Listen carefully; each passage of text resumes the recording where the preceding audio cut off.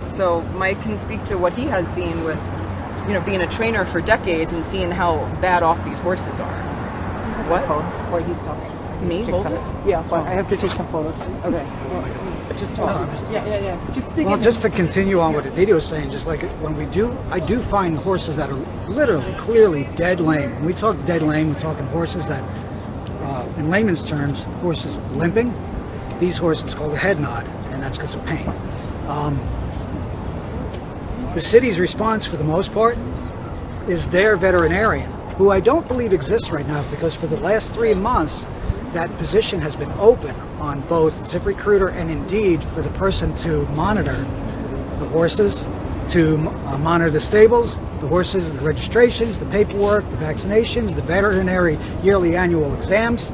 There's nobody right now working in the city of New York for the city of New York. Well, the only vets are the ones that gave Ryder a clean bill of health, that work for the owners. So there's no vet that the DOH has. No oversight.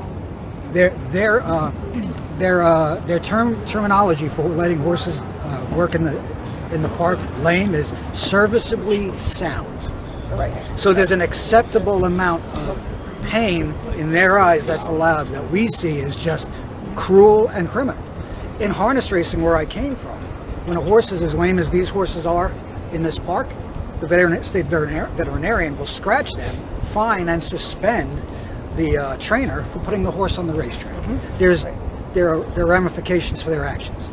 There are none here in the city. I've been doing this exactly 2 years now.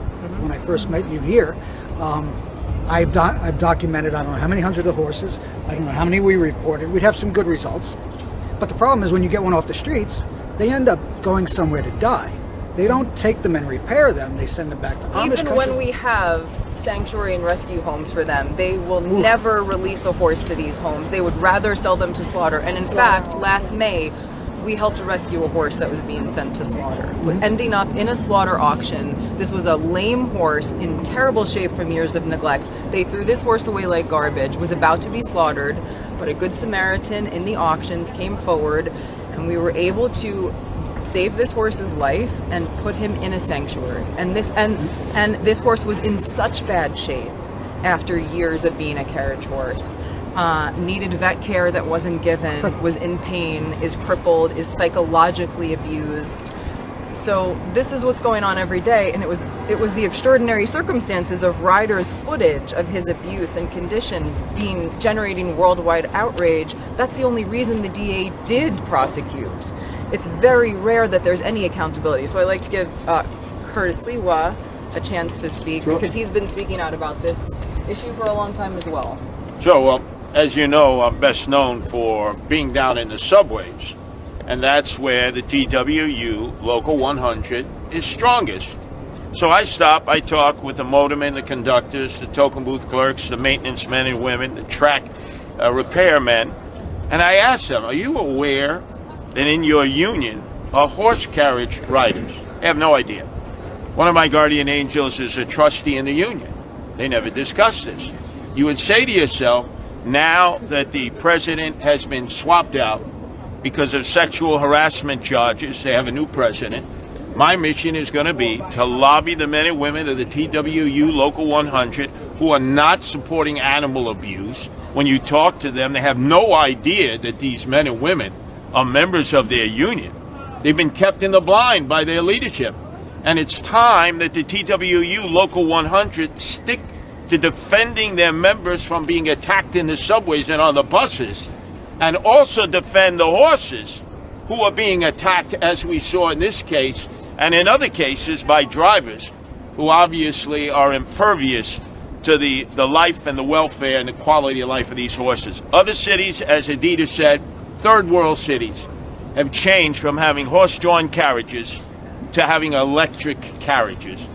How is it a third world city can do that, but New York City declares that it can't because tourists come here to ride the horse-drawn carriage?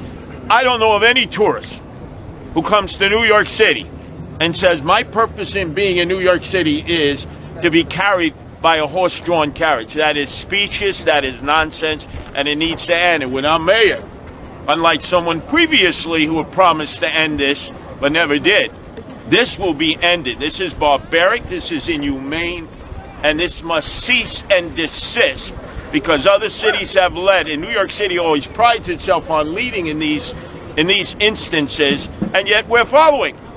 And we are the ones who are most arcane, most primitive, most barbaric towards these beautiful animals, these horses, who need to be able to frolic. They fraternize with one another. They need space to romp. Look at them. Their horses' heads are down in the asphalt. They're suffering. They're depressed. If we saw a human being like that, we would say, what's the problem? Is everything okay? But it's okay for a horse to have to live like this and be enslaved to a horse carriage driver just for the love of money? No, that must end. And TWU Local 100, their members, it'll be my mission to inform them, Bob, because they really don't know. They have no idea that they're protecting this barbaric behavior on the part of horse carriage drivers and the owners of these stables, which house them in primitive conditions. Yeah. And what do you make of the fact that the speaker doesn't want to hear it, doesn't want to bring it to a vote? Well, as Robert Holden pointed out, this is unfortunate because I thought this is a democracy. We have elected city council people who should be able to put bills forward for a vote, up or down on the floor, and not warehouse bills. Nobody ever gave the speaker that much power. They seized it, they took it, and we didn't elect the speaker. She was elected by her constituents in Southeast Queens. She is just one of many council people, and let the people be heard. But right now, it's clear there are members in the council who consider themselves conservatives, Republicans, those who are liberals, progressives, socialists, who seem to be joined together to perpetuate this barbaric behavior because of the fear of a union not supporting them for re-election. There are some things in life that are more important than raising money for re-election.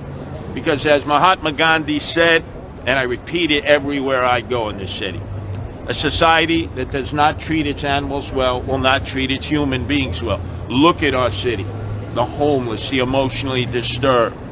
We should take a page from Mahatma Gandhi. I think people on all sides of the political spectrum can respect that.